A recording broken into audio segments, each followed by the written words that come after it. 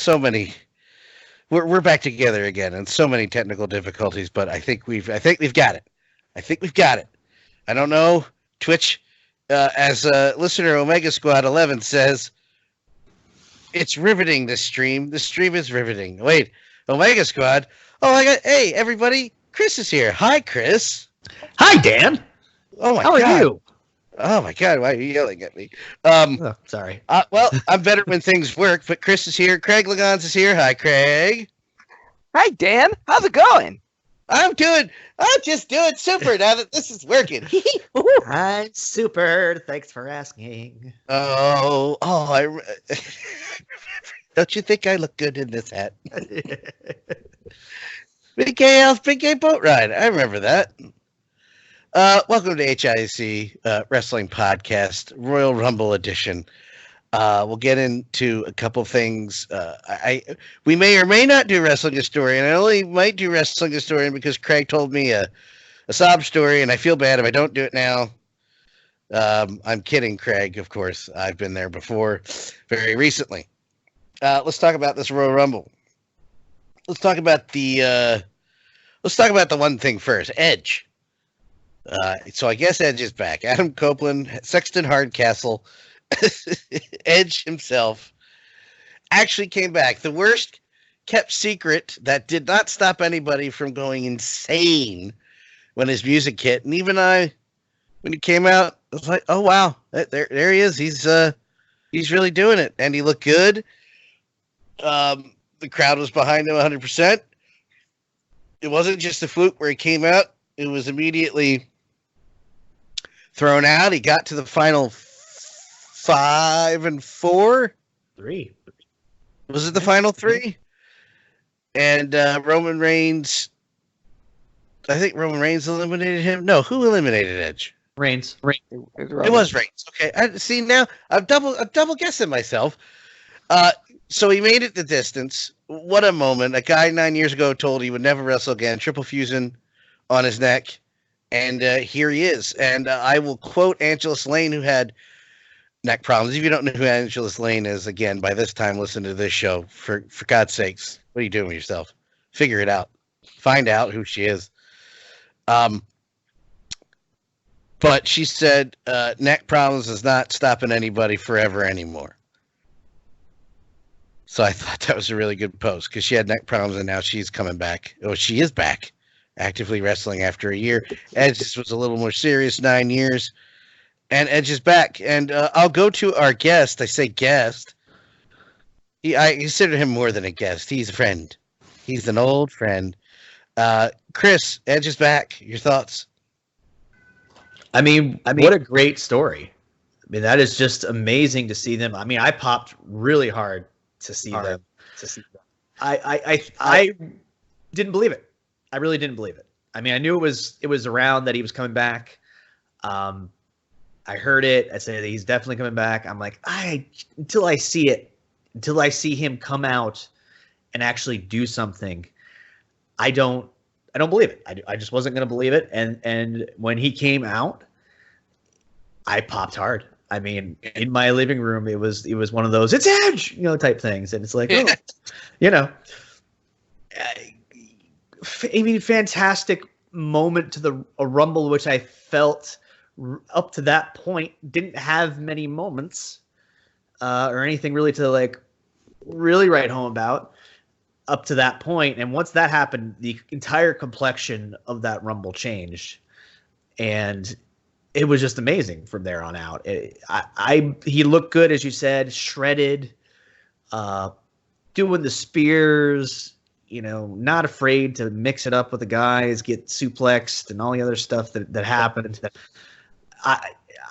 Great, fantastic. Can't be happier that he's back, that he gets to go out, as he said on Monday night, on his own terms. That he gets well paid for sporadic appearances. I can't really blame him.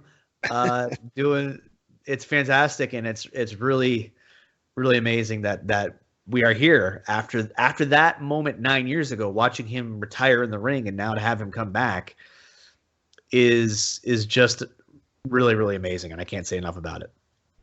I do want to point out before I go to Craig and get his thoughts, the look on his face when he came out of the steam and the smoke and the fire says it all. It really did say it all. At that moment, it was like, that's emotion, that's adrenaline, that's everything. That's 9 years of sitting around and waiting for the green light coming out right there. It was amazing to see. Craig. Yeah, it was so amazing, and the adrenaline was pumping so much throughout Minute Maid Park and throughout Edge, Adam Copeland, Sexton Hardcastle III, that the cameraman missed him. Missed his entrance because what Edge does, he comes out in the center, then he runs left and he runs right, and he went to a crowd shot, which everyone going nuts, and went back to Edge, and he was gone. Yeah. I like how on YouTube the next day WWE had the spear, but it was called quote unquote unseen footage. Yeah. It was like, yeah, it was really unseen. But I have to say this was the best Royal Rumble 2008 I've ever seen since Royal Rumble 2009. We had all the greats from Royal Rumble 2009: Edge, Miz, Morrison, Rey Mysterio, MVP, Molly Holly, Randy Orton, so many great stars from 12 years ago that came back for this Rumble. Was very exciting to see. It's like the company hasn't moved forward in 12 years. I mean, Kofi, all the greats from 2008 were in this Rumble, and it was great to see. Drew, obviously the winner, but this was a lot of great moments. What you said it yourself, Dan. It was the worst kept secret. I had heard all week, like every other wrestling fan or anyone who listens to this podcast, that Edge might be coming back, or that Edge is. And my only answer was, I really, really, really hope not. Because we said goodbye to him, and because neck injuries aren't anything to mess with, and obviously he's kept himself in shape. He's let his hair grow back, so he was serious about coming back. Because last time I saw Edge, he was on a sci-fi show with no hair, and I thought he looked great. But he comes back and spear after spear after spear. So I said, well, I guess he is okay. I guess he did get the okay. And if this is his spot to go to WrestleMania, if this is just a Rumble and then a WrestleMania match, I'm fine with that. And if then he says goodbye, that's even better, because we don't need a full-time Edge. As much as I love Edge, and when I said on this very podcast some time back, when I took some heat over The Undertaker not being in my top 10 greatest superstars of all time, but Edge is in my top 10 greatest superstars of all time, I meant it. He's one of the people that I've paid hard-earned money to see. I would pay money to see Edge anytime. Listen to an Edge promo, watch an Edge match. The guy has it all. So I was more than happy to see him back, but I'm even happier to see him leave, because I don't want him to. I don't need full-time Edge. I like Royal Rumble Edge, and then WrestleMania Edge against Randy Orton, and then that's it. I was going to say, yeah, I don't think it's going to be long-term like that, but I do think he's getting that WrestleMania Ric Flair out the door treatment. Let's talk about the editing, the directing for a second. At this point, if the WWE thinks that's good, I try not to sound like other shows on here where it just rips at any product every time, and we could do it better this way. I try not to ever be that, but we gotta address the elephant in the room. At this point, if anybody at the upper brass of the WWE thinks any of their camera movement and any of their directing looks good, they ought to be committed or fired. I'm saying it now. Production wise, the shows themselves don't look like anything else. Standard bearer for how wrestling has looked for years. Show that. Hold your camera still. You're not goddamn Michael Bay. It sucked. It sucked and usually it's like me and a handful of other people saying it. The overall takeaway, one of the overall takeaways from the show was that it just looked horrible. I don't understand the backstage segments. Why you can't? This is an MTV Real World 2000. It's stupid. The show looks bad. It looks amateur. It doesn't look like a $1 billion stockholder, publicly traded company when you watch it on TV anymore. It looks like amateurs holding the camera. Alex at Primetime Pro Wrestling makes the show look 10 times better than any of the camera guys there because of the director. It's stupid. It looks dumb. It wasn't Kevin Dunn. It was that Mike, whatever the hell his name is. And Kevin Dunn's no better. Stop it. It's horrible. How could you miss the return spear on the live broadcast to show some putts in the crowd screaming? How? How do you do that? Who makes that? Cut to the camera. What? How? Yes, it did aggravate me that much. It was laughably embarrassing, and it gets worse every show. SmackDown and Raw. Somebody's having a fight in the back. Somebody's getting hit with a chair. They don't just show it anymore, and it's partly why I barely pay attention sometimes because it's like I can't watch this. This looks stupid. Oh, my God. Chris, your thoughts on that? I mean, it's just amateur hour, like you said. I mean, you have a key moment of one of your biggest pay-per-views of the year, one of your biggest stars coming back to a huge ovation, largest pop we've heard in years, and you cut away when he's getting in the ring? I don't understand. I mean, you knew what he was going to do. It's the Rumble. It's clear. He's going to go in. He's going to just spear a bunch of guys. Yeah. There's no reason for it. No reason for it whatsoever. And yeah, I mean, you can argue about the direction and on an overall basis, but this was just an egregious miss. All in. All full stop. I'd expect this kind of thing. You said all in, Chris. I'd expect this kind of thing from AEW.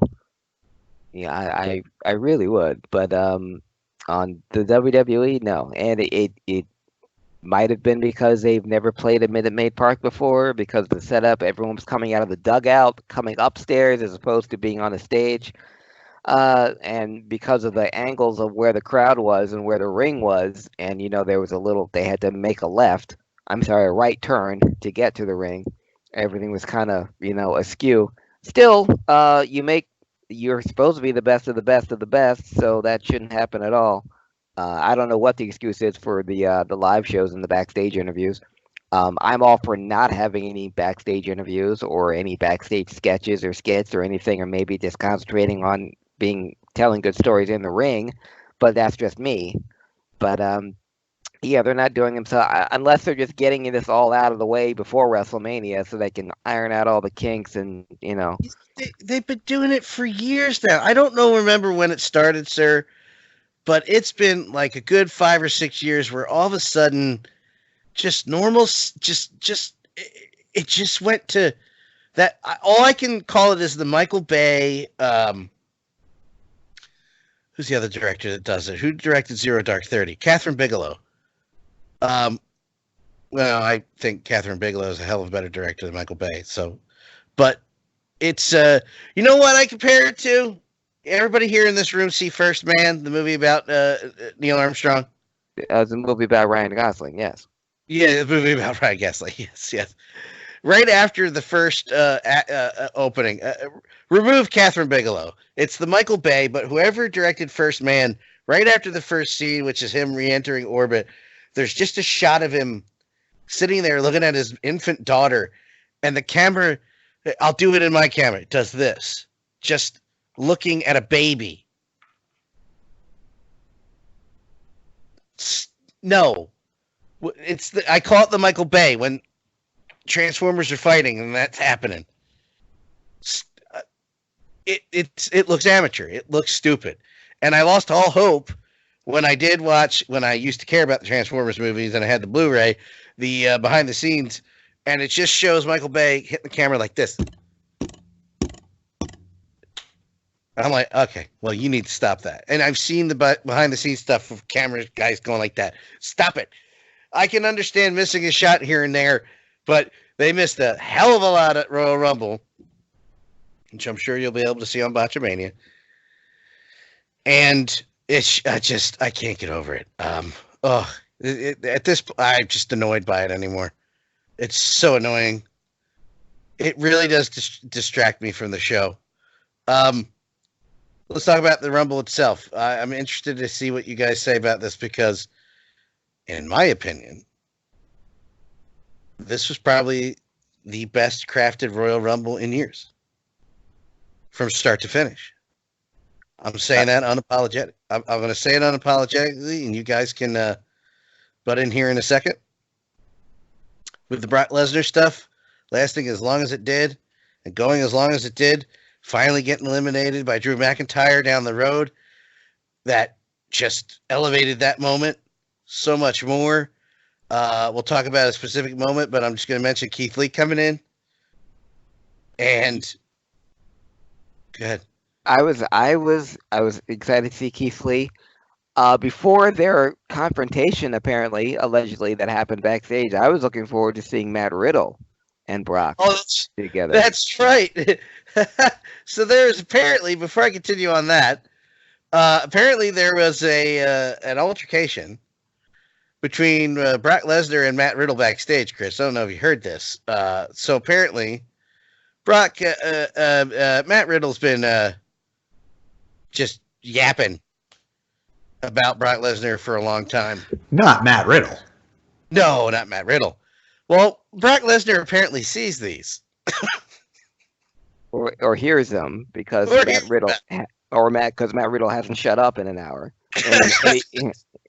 about Brock, about wanting Brock, and every avenue that he has, social media or otherwise, he's talking about Brock Lesnar. And apparently, I don't know if it was before or after the Rumble, he accosted Mr. Riddle, grabbed him by the arm or the shoulder or something, and said something to the words of the effect, "You can stop running your mouth about me because you and I are never going to work together." He said, "You can stop tagging me, kid. We're never going to work together." Yeah, and had I known that before, I wouldn't have got my hopes up for the Rumble. But in the Rumble, I was really looking forward to seeing Matt and Brock in there. I was happy to see Keith Lee and Brock. That was awesome, and Keith getting some offense in was great. But I was also looking forward to seeing. I thought the Rumble would have been a great place to find out what the hell was in Eric Rowan's cage. I thought they could have, not that I give a flying flap about Eric Rowan or his cage, but that would have been a nice moment to have Brock eliminate him and to whip open that cage. Maybe it's the Harlem Sewer Rats held there by the late Bad News Brown. I enjoyed every time it counted down, I got goosebumps. I honestly didn't know. Shout out to MVP for the Black Panther onesie and the follow up. Right, yes. Yeah, the follow up Punisher onesie the next day against Rey Mysterio. Big comment. I always got to give credit to a big comic books fan. So welcome back, MVP. Is he back? I don't know. You know what? He may not be back after that botchamania with Rey Mysterio on Monday. Yeah, it'll be all right. I thought it was interesting just to track around for a second. It was one of those Twitterverse things where you get stuck in the Twitter galaxy. When he came out to wrestle Rey Mysterio, people were like, "What year is this?" Over and over again. What year is this? What year is this? I just wanted to point this out for more people who can hear me. MVP being on Raw, you do know that the Rock and Roll Express were tag team champions for the NWA last year, right? And still are in this 2020. Yeah. No, they lost at Hard Times. They lost, but still, yes. Last week they were tag team champions. They held the title for around a month. So why I never I don't get this. Some people are allowed to use the older guys, some people aren't. Shut up. MVP still looks good. I think he hooked up with DDP. He looks even better than he did. And MVP's a great wrestler. So a botch. Calm down, folks. But back to the Rumble. In my opinion, that was one of the best crafted from start to finish Rumbles in a long time. Right up to the finish with Drew McIntyre, the pop going over. I really thought it was perfect. I forgot who I went to first last time, so Craig, I'm going to let you keep going about the Rumble, and then Chris pick it right up.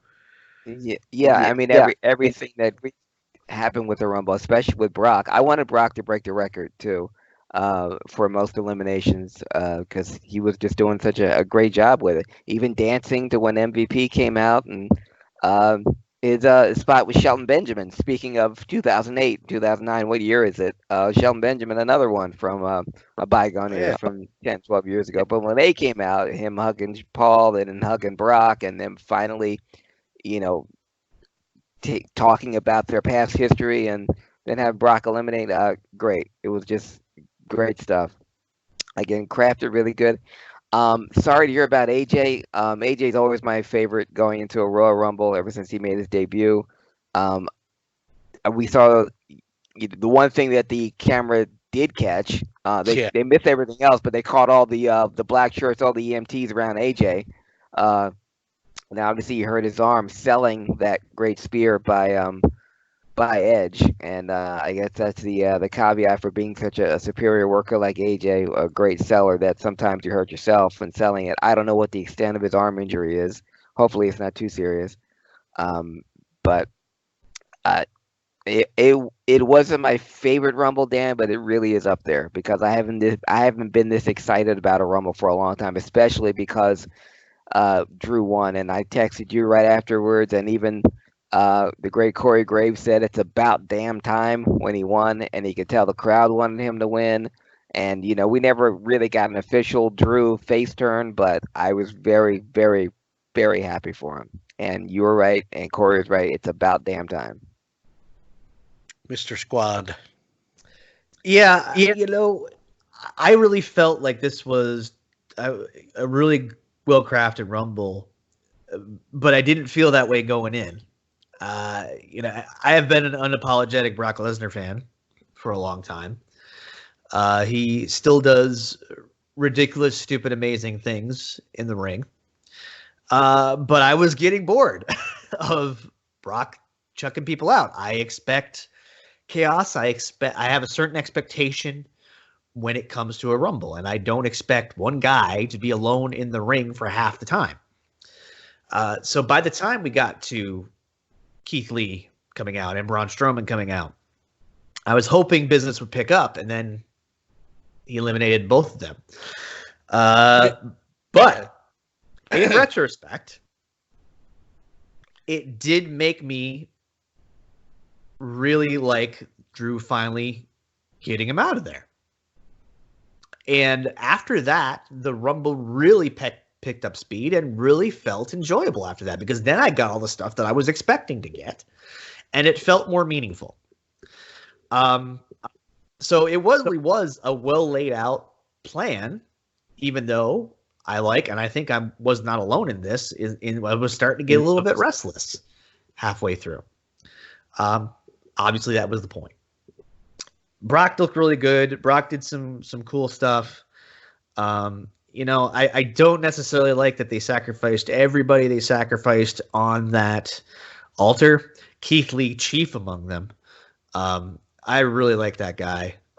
He's stupendously athletic, and I want to see more of Keith Lee and Brock Lesnar. I craved more of that, to the point where I was like, they brought Strowman out. I'm like, no, go away, Strowman. I don't want you here. I really thought it was going to be Keith. I was like, oh, they're going to put him over? There's no way. I thought too. I mean, if you wanted to strap a rocket to somebody, a guy like Keith would have been really great. I mean, I get it with Drew, and as Sure. and Yeah, as Craig said, about damn time. But I mean, this really was a huge opportunity to elevate someone that nobody had ever heard of, or someone on the NXT roster that really could have used that star power. And I think Keith Lee would have fit that bill tremendously. But hey, I mean, I get it, Drew McIntyre. After that, we talked about Edge. That was fantastic. It really played out really well after that. There was some good stuff there. I was glad to see MVP. I thought MVP was good. I mean, every once in a while you expect guys to come in, and every once in a while it's like the Godfather comes in and gets immediately pushed out. But at least MVP put in a little bit of a showing before he got thrown out. Thought that was nice. Yeah, and he made Brock dance. And he made Brock dance. Yep. But I'd never see that. I did like selling Keith on the way out. Oh, ooh, who's this? And Paul at one point goes, "Who is this mother effer?" Yeah. I agree with what you were saying, Chris. I would have liked the Rumble. Obviously, you can only have one winner, but I wanted one of a guy that could really use a good push to be one of the final four. Like the final four, I wanted to see, or it could have been Drew, Roman, Keith Lee, and Aleister Black. I think would for some reason they're continuing the Aleister Black Buddy Murphy feud that they forwarded in Rumble, but I wanted Aleister to be one of the final. Yeah, he's one I really feel like they missed the mark on completely in the Rumble was Aleister Black. I mean, but they basically dropped the ball on him for the last year. If you want to get right down to it. Well, I don't know. You're obviously a part of this podcast, but I don't know if you listen to it a lot. But the Buddy Murphy Aleister Black feud was booked by Paul Heyman. Vince kind of washed his hands on both of those guys, and Paul Heyman said, "Well, can I work with them?" And Vince was like, "Sure." So the Buddy Murphy Aleister Black feud, if you want to call it that, was all booked by Heyman.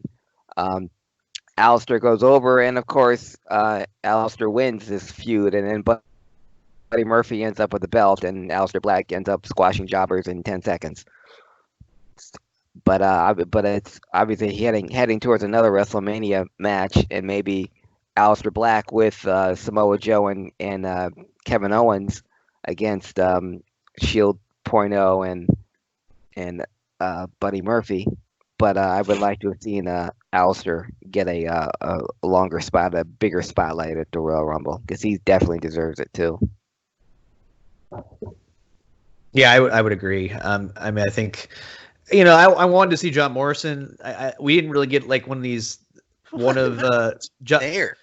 Yeah, I mean, I wanted John Morrison to get the Kofi spot in the Rumble where he makes a weird save or something. But it went to Naomi. And it went to Naomi, which she basically done that spot before. Yeah. That's okay. Listen, I can watch. Yeah, I'm good.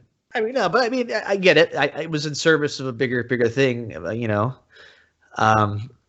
I really thought she was going to fall off the top of that table when she crossed. I thought she was too. I thought that was going to snap between her, Yeah. But I mean, overall, it was a really good men's Rumble. I think it was really, really solid. And, I think Edge going all the way to the final three was fantastic. I thought that was great. Anyone but Roman. I'm glad they did not pull the trigger on Roman again.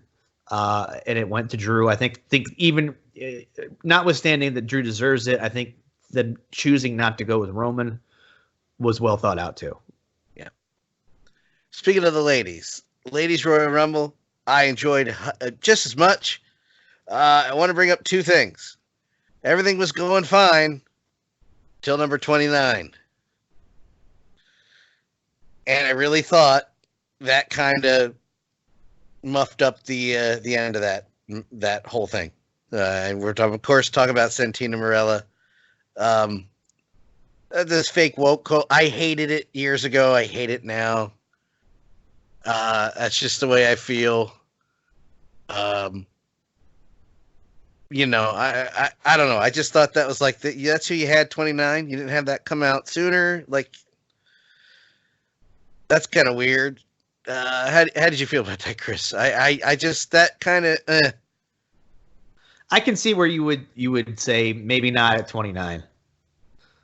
But I think at that point, I mean, you had Beth and you had Natalia. I didn't mind the spot, really. I really didn't. All right. I get people. You're allowed to not. You're allowed to feel that way. It's okay. I mean, it was a comedy spot, right? I mean, it was what it was. I just was surprised Santino didn't show up. Yeah, I like the self cobra. I thought that was kind of funny. Just the look on Beth Phoenix's face was tremendous. I couldn't take my eyes off of Beth because she was just. I mean, blood coming off her back. I was just saying, yeah, she's just grim. Be that angry. Yeah, it was just like crazy. And then he basically self-eliminates himself. I didn't mind it. I hear the timing though. It could have been earlier.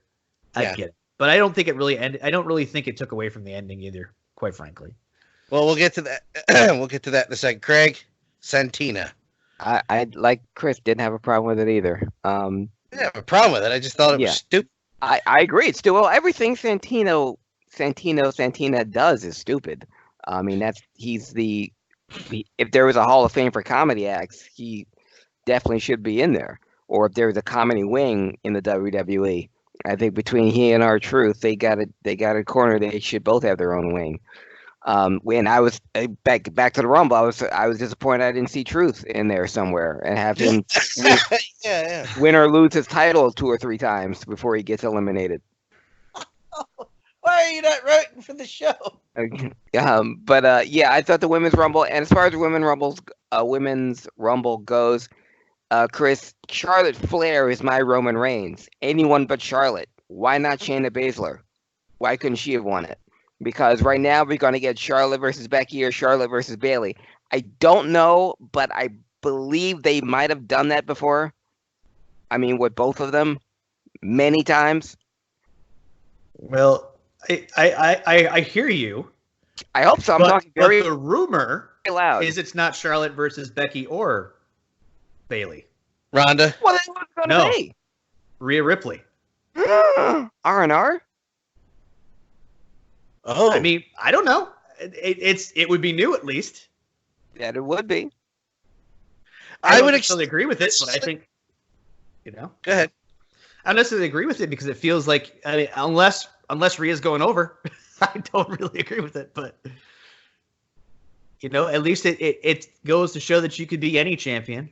Mm-hmm. If that's where they're heading. I don't know that that's where they're actually heading. But I had no problem with it. See, I'm split. I didn't have any problem with it. I would have been okay with. I would have preferred Shayna, but I love Charlotte. I still think she's that good, so it's not like I'm that upset about it. I don't subscribe to the. No, you got to have a match at least 10 times before I get tired of it. Like I'm just throwing a random number out there. It doesn't bother me as much as it bothers other people. I understand your point of view, Craig, and what you're saying, but that didn't upset me the least. Charlotte's got a few good years. Charlotte could have another 10 good years in her. Shayna's got a lot more good years in her, and Shayna's not going anywhere, so I wasn't really worried about that. That's just my opinion. Shayna still got to tie the record. If that number of eliminations. So, I mean, between the 2 NXT superstars, 2 women got in this Rumble. I mean, 16 of them were put out by 2 women. Mm-hmm. Bianca Belair and Shayna Baszler both looked like tremendous coming out of it. I would argue Bianca bet more than Shayna, honestly. I was going to say she was the Bianca was just she looked like $1 million. Yeah, like that's what I expected her to win. Yeah, she looked unstoppable that entire match. It was crazy. In a good way. That was a good way. Anything else from the Rumble we would like to discuss, gentlemen? How badass is Beth Phoenix? Very. Oh my God. So at first, I thought that because I saw blood on Charlotte's nose, So I thought that maybe Charlotte had busted her nose open, and I thought Charlotte had busted her nose open, and that it bled onto the back of her head.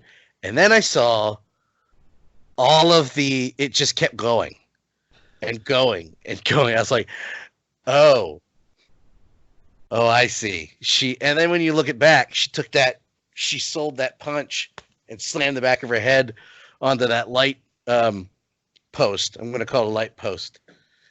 And yeah, that was crazy. Kudos to her. Yes, Beth Phoenix is a badass, and she's married to a badass. That's all. That's all. That's the joke. That's the joke. Go ahead. I mean, just how much more can you ask of Beth? I mean, she looked fantastic the entire match. It made me wish for her to be wrestling more. I don't know that she will, but I mean, I all for her mixing it up with the Four Horsewomen here. You know? Yeah. Why did she stop? Was it an injury thing or just a wear and tear thing? I think it was a combination of the timing of where she was, as far as what the WWE was doing for women at the time. That's true, yeah. And she wanted to be a mother, and she had other things to do. It just wasn't it wasn't the same environment as it is today. And I think if she missed it, I think misses it to a point. Now she would really be a tremendous benefit right now. I think she would admit that, I think. But I think she was just really just a function of the time of the women's division that she quit. Wasn't worth it.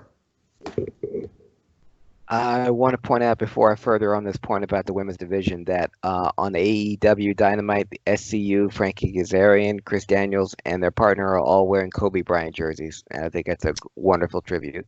Oh, wow. Yeah, Ovechkin took his warm-ups in the number 24. And, of course, last night for the Sixers game, Craig, you're going to call me on my BS because I forgot who he had to clear it with.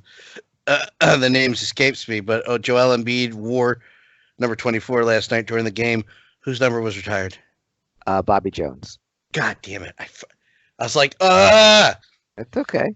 But he called Bobby Jones yesterday morning to ask permission for him to wear the number 24. The number 24 is retired in Philadelphia by the great Bobby Jones. And Bobby said it was okay, and the entire Sixers lineup wore either number 24 or number 8 before their warm-ups, and it was a really, really. I've never been to a game that a sold-out crowd that was the energy was just like gone. Even though we beat an inferior team, and it still wasn't. There really wasn't. Nobody wanted to be there. The players on either team wanted to be there. The crowd didn't care. And I know it's not that they care about nobody wanted to be there. The NBA was kind of, whenever I hear something like this brought up, people are like, well, why are they just not pussies like the old days? Man, again, I want to point out, just because you did something the way you did it 30, 40 years ago doesn't mean it was okay and it wasn't a problem. It's just that nobody said anything because the man said so. That should have all been stopped for a couple days. Yeah, well, the Clippers and the Lakers they postponed their game a day after, and just to put on in a historical context, not even though this is a wrestling podcast, they played football the weekend after Kennedy died.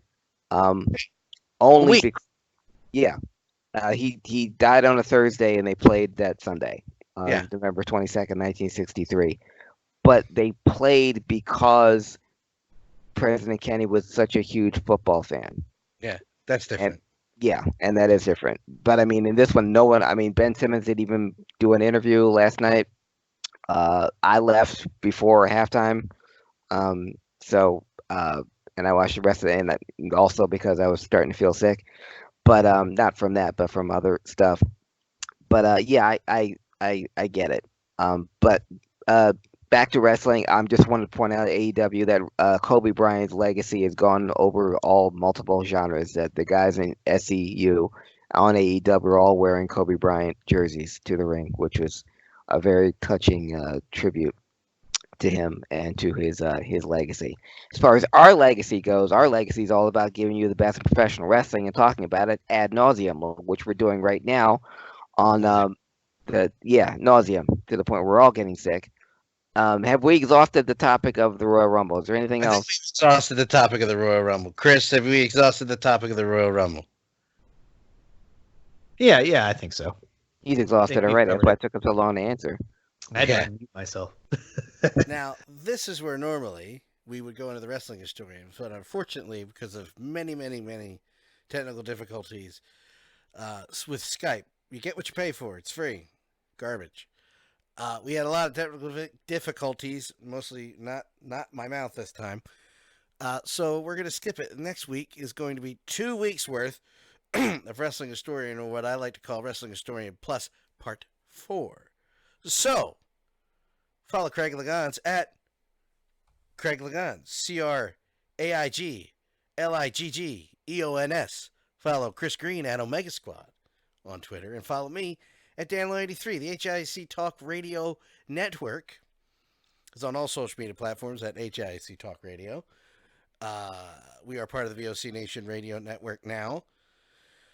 So, for the foreseeable future, for iTunes and Android podcasts, if you use Google Play or anything else on Android, just search VOC Nation Radio Network or go to thebradyhicks.com, go to other programs, and find us there. Or all the videos that you're watching right now will be on youtube.com/danlaw83 for Craig Ligons and Chris Green. I'm the above average comedian, Dan Calachico. We'll see you next week.